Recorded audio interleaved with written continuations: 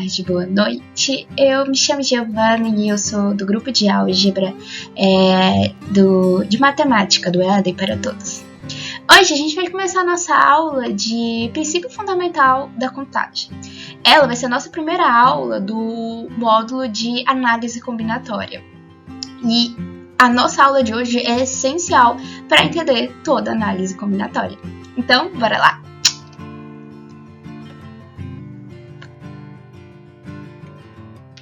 Vamos lá. O que é o princípio fundamental da contagem? Frequentemente, precisamos contar, por exemplo, o número de maneiras em que determinadas ações podem ser tomadas, o número de maneiras que podemos nos vestir, de quantas formas podemos viajar de uma cidade para outra. Por exemplo, eu tenho 3 blusas, uma azul, uma rosa e outra amarela, 2 tipos de saia, uma curta e uma longa, e 5 tipos diferentes de acessório. Eu quero saber quantos looks diferentes eu posso montar com essas peças de roupa. Para isso, eu posso calcular de algumas formas. Por exemplo, listar as possibilidades. Por exemplo, já que eu tenho uma blusa azul, eu vou pegar uma blusa azul com uma saia curta com uma pulseira. Aí eu pego uma blusa rosa com uma saia longa e uma tiara. Eu vou anotando cada uma das possibilidades possíveis. Já com esse número que é relativamente baixo de itens, é bem complicado você chegar a um resultado. Você tem que escrever várias vezes. E quando essa quantidade aumenta, por exemplo, calcular quantas placas a gente pode formar utilizando números e todas as letras do alfabeto, se torna praticamente impossível. Para isso, foi criado o princípio fundamental da contagem. E nós vamos usar ele em toda análise combinatória, porque ele é o principal conceito. Então, vamos começar a entender como ele funciona?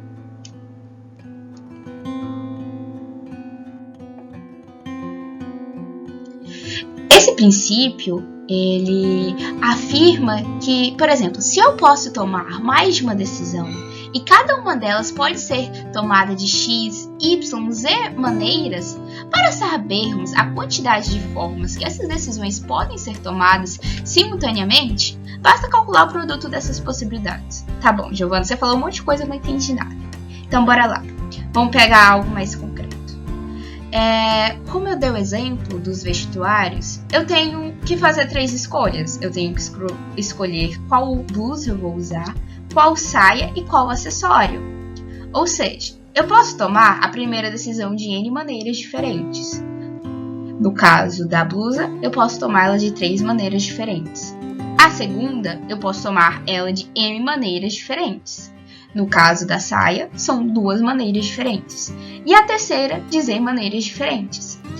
Para eu calcular todas as possibilidades de combinação, eu vou multiplicar N por M por Z. Ou seja, aplicando de novo no caso do vestuário, 3 por 2 por 5. O número de possibilidades de blusa pelo número de possibilidades de saias pelo número de possibilidades de acessórios. Para a gente entender mesmo, vamos para um exemplo. Vamos lá. Em um restaurante, ele é oferecido o famoso prato feito. Todos os pratos possuem arroz e o cliente pode escolher uma combinação entre 3 possibilidades de carne, bovina, de frango e vegetariana, 2 tipos de feijão, caldo ou tropeiro e 2 tipos de bebida, suco ou refrigerante. De quantas maneiras distintas um cliente pode fazer o pedido? Aqui a gente tem um exemplo de uma árvore de possibilidades, que é uma das formas de a gente fazer essa listagem sem utilizar o princípio fundamental da contagem, só, vamos dizer, escrevendo mesmo. Aí eu coloco, os tipos de feijão. Aí, por exemplo, se eu escolher o caldo, eu vou ter essas 3 ainda possibilidades de carne. Se dessas possibilidades eu escolher o bovino, eu vou ter 2 possibilidades de bebida. Então a gente percebe que assim, vai dar trabalho, E é algo chato que a gente pode fazer em um passo muito simples utilizando o princípio fundamental da contagem. Nesse caso, a gente vai notar que no final a gente tem 12 possibilidades de escolha. A gente vai contar 1, 2, 3, 4, 5, 6, 7, 8, 9, 10, 11, 12. Mas a gente pode chegar a esse número realizando uma multiplicação simples dessas possibilidades, por meio do princípio fundamental da contagem. Por exemplo, eu vou multiplicar 2 por 3 por 2, que vai dar 12. Ou seja, eu vou multiplicar a possibilidade de carne pelas possibilidades de feijão e pelos 2 tipos de bebida. E eu vou chegar no 12. Agora é a vez de vocês. Deixei aqui o exercício e vocês podem fazer. Vocês podem pausar o vídeo ou vocês podem esperar eu ler para vocês começarem a fazer. Bora lá. O diretor de uma escola convidou os 280 alunos do terceiro ano a participarem de uma brincadeira. Suponha que existem 5 objetos e 6 personagens numa casa de 9 cômodos. Um dos personagens esconde um dos objetos em um dos cômodos da casa. O objetivo da brincadeira é adivinhar qual objeto foi escondido por qual personagem em qual cômodo da casa o objeto foi escondido. Todos os alunos decidiram participar. A cada vez, um aluno é sorteado e dá a sua resposta. As respostas devem ser sempre distintas das anteriores e o mesmo aluno não pode ser sorteado mais de uma vez. Se a resposta do aluno estiver correta, ele é declarado vencedor e a brincadeira é encerrada. O diretor sabe que algum aluno não acertará a resposta, porque Bora lá entender. Nós vamos ter 6 personagens. Algum desses 6 personagens escondeu algum desses 5 objetos em algum desses 9 cômodos. Se a gente quiser saber, vamos dizer, a quantidade total de possibilidades de escondição, não existe, mas vamos lá, de escondição de objetos, a gente pode multiplicar. Bora lá. Eu vou multiplicar o 5 pelo 6 pelo 9. Isso vai me dar quanto? Vamos lá, vamos ver se vocês estão bons de conta de cabeça. 270. O Enem, ele colocou aqui um distrator. Você calculou 270, você está lá com pressa e já marca. Você vê aqui que é 270 alunos a mais do que as respostas distintas? É impossível. As respostas distintas são 270 respostas distintas. Então, a gente já marca ela como errada.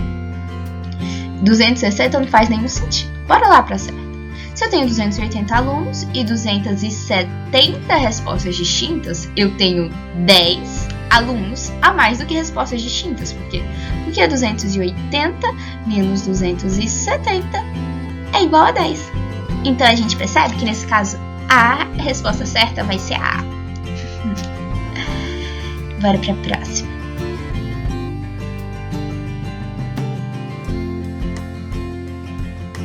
Eu coloquei foi espaço em branco aqui.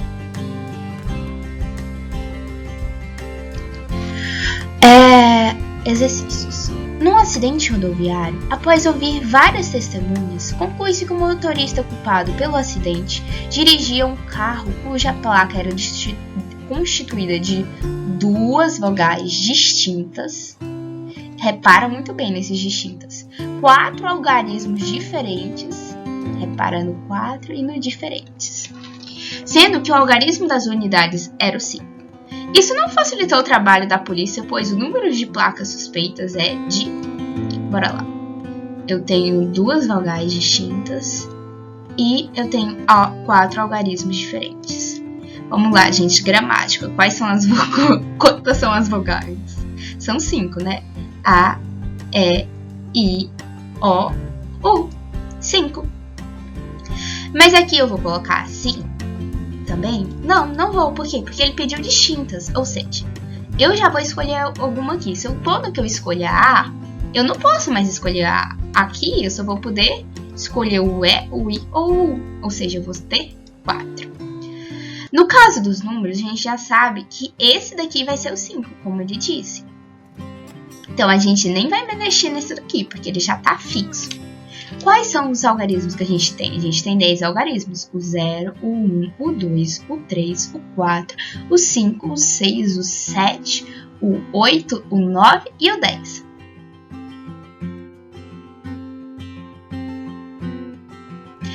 Se eu já usei o 5, eu não posso mais repetir ele, né? Porque ele quer algarismos diferentes. Então, eu vou cortar.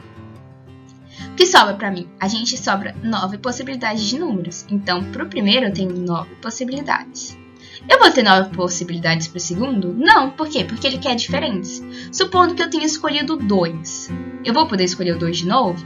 Não. Então, eu vou cortar o 2. Aí, vamos aqui. Nesse segundo, eu vou ter quantas possibilidades? 8, porque vai ser 10 menos 2. Os 2 referente ao algarismo 2 que eu escolhi é o 5. Supondo que nesse daqui eu tenha escolhido o algarismo 4. Eu vou poder escolher o 4 no próximo? Não. O que sobra pra mim? Sobra 7. Giovana, e aí? Afinal, quanto que é o resultado dessa multiplicação? Lembrando que isso daqui a gente não vai multiplicar. A gente vai multiplicar esse daqui, esse e esse. Ou seja, 5 vezes 4 vezes 9 vezes 8 vezes 7. Isso vai dar quanto? Isso daqui vai dar 10.000 e 80. Ou seja, a resposta é a letra B. Depois me fala no fórum se vocês tiveram alguma dúvida e se vocês entenderam e se vocês acertaram. Vamos lá, essa daqui é mais complicadinha. Dentre todos os números de 4 algarismos distintos formados com os algarismos pertencentes ao conjunto 3, 4, 5, 6, 7, 8, quantos são divisíveis por 2? Vamos lá. Primeiro, qual é o critério para um número ser divisível por 2? Ele tem que ser par. Quais são os números pares que nós temos aqui? Nós temos o 4, nós temos o 6, nós temos o 8. Então, a gente vai calcular quantos algarismos de 4 unidades nós teremos que o final seja 6? Quantos algarismos de 4 unidades que o final seja 4? E quantos algarismos de 4 unidades que o final seja 8? Lembrando que isso daqui só está fixo, a gente não vai utilizar ele durante a multiplicação. É só para a gente saber que esse lugar já está sendo ocupado. Vou até mudar a cor para não confundir vocês. Vamos lá. No total, quantos números eu tenho? Eu tenho 7. Então, 1, 2, 3, 4, 5, 6, 7. Mas eu vou usar o 7? Não, por quê? Porque eu já usei o 6 e eu não posso usar o 6 de novo porque ele está querendo distintos. Ou seja, eu vou colocar o 6 aqui porque eu não tenho 7, porque o 6 já foi. A gente vai cortar o 6. Ou seja, eu vou ter 5 porque é distintos, igual eu tinha explicado aqui anteriormente, e 4. No final, isso daqui vai dar 120. Vamos lá. Nesse daqui segundo, quantas possibilidades eu tenho? Da mesma forma, eu tenho 7 números nesse conjunto, mas eu já usei o 4, porque o 4 tem que ser o último para ele ser divisível por 2. Ou seja, eu não posso usar o 4. Se eu tinha 7, não posso usar o 4, me sobrou quantos? 6. E aí vai sobrar 5, porque eu vou escolher algum, e vai sobrar 4. De novo, vai dar 120 também. Agora bora para o 8. Quantos números diferentes terminados com 8 de 4 algarismos eu posso ter? Bora lá. Nesse conjunto eu tenho 7, eu já usei o 8, me sobra 6, fica 5, fica 4, fica 120. O que eu vou fazer agora? Eu vou somar todas essas possibilidades, que vai ser 360. Eu tenho 360 números de 4 algarismos divisíveis por 2. 120 terminados em 6, 120 terminados em 4 e 120 terminados em 8. Bora para a próxima. Um trem é constituído de uma locomotiva de vagões distintos, um dos quais é um vagão restaurante. Sabendo-se que a locomotiva deve ir à frente que o vagão do restaurante não pode ser colocado imediatamente após a locomotiva, o número de modos diferentes em que a composição pode ser montada é igual a... Bora lá. Enunciado agora com mais atenção, já que a gente já... Vou pegar aqui vermelhinho. Eu tenho uma locomotiva e eu tenho 5 vagões. Um deles é o vagão restaurante e que a locomotiva vai à frente e que o vagão restaurante não pode ser colocado imediatamente após a locomotiva, ou seja, ele não pode ser o segundo. Quantas formas diferentes eu vou poder montar? Vamos lá. Eu tenho a locomotiva e 5 vagões. Aqui tem que ser a locomotiva, a gente só tem uma opção, que é a locomotiva. Quantos a gente pode colocar aqui? Lembra que o vagão restaurante não pode ser colocado, porque ele não pode vir depois da locomotiva. Se ele está entre os 5, eu só posso colocar 4 aqui. Aqui eu já escolhi um desses vagões, ou seja, se eu tinha o vagão 1, o vagão 2, o vagão 3 e o vagão 4. Pera, eu vou colocar a letra para facilitar a nossa vida, né, gente? Número com número vai ficar complicado. Vamos lá. Eu vou chamar um vagão de um vagão... Ai, meu Deus, e de novo eu fiz, meu Deus. Ai, gente, releva. Bora lá. A, B, C, D, E. Eu tenho um vagão restaurante, que eu vou chamar de D. O vagão D eu não vou poder usar aqui, eu vou cortar ele. Ou seja, eu só posso usar o vagão A, o B, o C e o E. Eu vou escolher o vagão A. Já aqui eu posso usar o vagão D, então eu vou ter B, C, D, E. Ou seja, eu vou ter 4 possibilidades. Aqui eu só vou ter 3, porque, por exemplo, supondo que eu tenha escolhido o vagão do restaurante. Aqui eu só posso escolher o B, o C e o E. Ou seja, eu só tenho 3. Supondo que nesse aqui eu escolhi o B, eu só vou ter quantas opções aqui? Ai, gente. Deixa eu só escolher aqui a cor do pincel. Eu vou ter 2. Quais vão ser essas 2? Eu vou ter a opção C e a opção E. E por último, mas não menos importante, a gente só vai ter um. Que, por exemplo, supondo que eu tenha escolhido aqui a C, né? Acho que foi o que eu falei. Aqui eu tenho um E. No final, vamos lá. Vamos ver quanto essa conta dá, porque eu não tô conseguindo calcular isso aqui de cabeça. Dá 96. Ou seja, qual é a resposta, minha gente? É a resposta letra B. Com isso, a gente encerra a nossa aula por hoje. Se você gostou, dê um feedback pra gente no Instagram ou no fórum, porque agora o EAD tem um fórum, não sei se vocês sabem, e a gente às vezes responde nele algumas dúvidas de vocês e tal. Depois eu vou montar uma lista de exercícios dessa aula pra ajudar vocês, até porque, tipo, o princípio fundamental da contagem é muito exercício. E qualquer dúvida, manda pra gente no direct do EAD.